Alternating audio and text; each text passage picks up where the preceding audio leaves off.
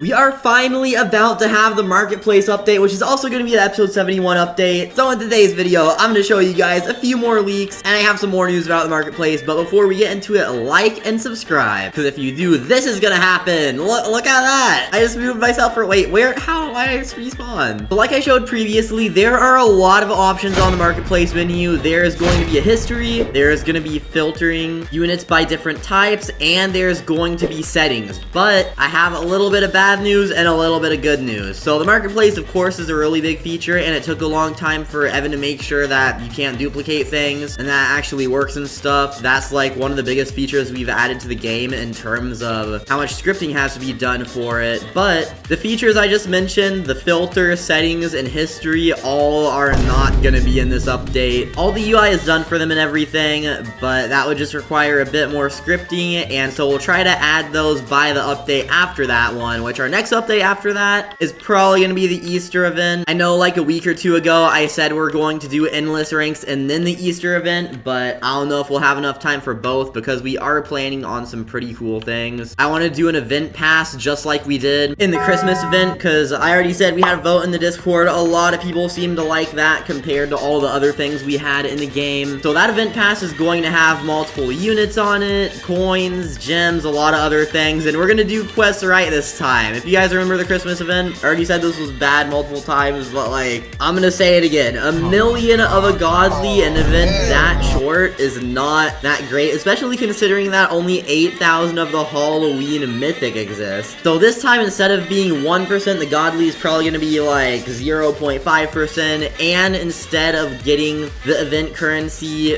for beating a certain wave of the event, you're gonna get the event currency for winning it a certain amount of times. So it is not gonna be that hard, but also not over 1,000,000 of the godly will exist, and I don't really add godlies too much unless we have a really big event. Like, the only godlies in game right now are from the summon, and I'm surprised that the upgraded Titan Speaker Man and Cameraman haven't been upgraded too much. So, like, they might have a couple different weapons every now and then, like what we added in the injured Titan crate, but they haven't been like fully upgraded, like something different with like a lot of new weapons and a whole different appearance, like Titan Cameraman versus upgraded Titan Cameraman, stuff like that. Again, whenever they do get upgraded, we are going to add godlies for them, but right now the third godly in the game is going to be in the Easter event, and I don't even know what we're adding. I suggested some things to the modeler, and the modeler said he's gonna cook, so I'm gonna let him cook. So far what we have planned, we'll have a crate that has like 4 units probably, and then 2 units on the event pass, and some other really cool stuff. Anyways, back to this update. Besides the marketplace, there are only going to be 2 new toilets and 1 new unit. So the new toilets, well, I already showed them, but now we actually have the renders done for them. So I'm going to show you guys the render for the cargo toilet. This guy is going to be one of the bosses. We only have renders for the bosses because like they're the only ones that show up on that boss health bar at the top on it in the list, but this guy is going to be the boss, probably somewhere in the middle. Definitely not stronger than the Astro toilet, but he's still going to be pretty strong, and he actually is going to have toilets in his shipping crate. I forgot if I told you guys about this, but basically whenever he dies, the shipping crate drops, and then inside of the shipping crate, there are some glitch toilets, so good luck with that one. Then there is also the red laser cameraman. So this unit is going to be a mythic, and I'm thinking of making him a pretty expensive mythic, one that costs a lot to upgrade but also has good DPS, because right now our highest DPS mythic, well, it's Sinister TV Man, but that one's from an event, so that doesn't really count. And the highest DPS one is upgraded Titan Cameraman. That's the highest one from the summon. He used to do a lot less, but then we completely reworked him because we didn't have his hammer, side gun, his guns were really mid. They weren't like animated, they were just permanently up. Now he looks a lot better, but he does 49,000 damage, which is actually the second highest, I'm pretty sure. He has even more than all the other event ones. This new laser guy is probably not going to be that high, but he's also probably going to be pretty good, because I mean, he has a red laser. Like the other guy, the green laser guy, his laser is only green, and like red, that's the evil color. That's like blood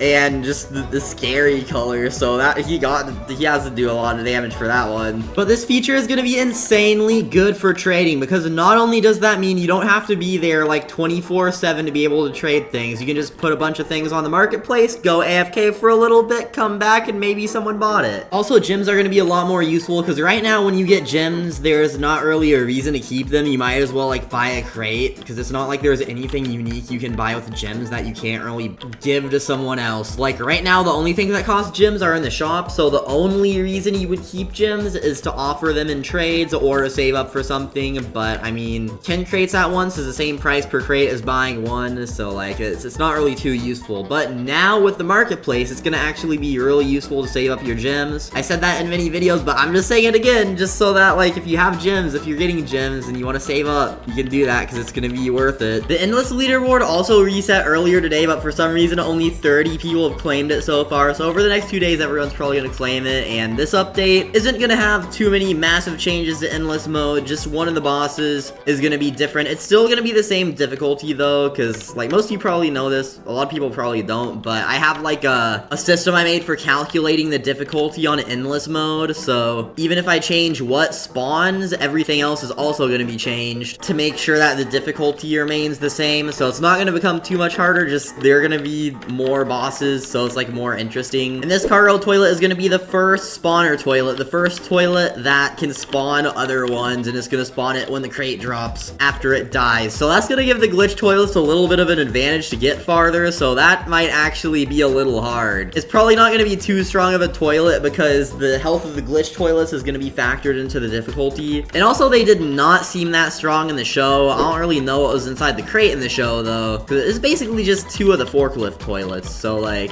it would make the most sense, actually, to make it the health of 2 forklift toilets plus including the difficulty of the 2 glitch toilets in the calculation. But anyways, I'm gonna live stream the update tomorrow. Evan has actually added the timer, and the timer is for 17 more hours. Wait, I'm trying to do the math in my head real quick. Okay, so that is 1 p.m. EST, so basically the morning for me. We normally update a couple hours before that, but we're doing it at that time because Evan still needs to finish scripting one of the toilets, and it is the one that is complicated because we don't have any toilets that spawn other toilets at this time, so that might take him a little bit. But we tested the marketplace. It seems to work. It seems to work. So I'm saying it seems because, of course, something could always go wrong, but hopefully it doesn't. And if something does, we can close it instantly, just like with the post office. And hopefully it doesn't lag like the post office, because the post office not only does it have to process, but sometimes during updates when too many people are using it, it closes because, like, Evan's servers just crash. So the server marketplace is only going to be server wide, so, like, it can't crash as much. I'm glad we're finally updating because it's basically been 3 weeks since our last update. That is a pretty long time, but again, the marketplace took a long time to script. I think it's totally going to be worth it. Endless ranks is probably going to take a bit less time to script, and the Easter event, we already have, like, an event pass situation figured out. The Christmas event, so that should not be too hard either, so we're going to go back to updating, like, every other week, every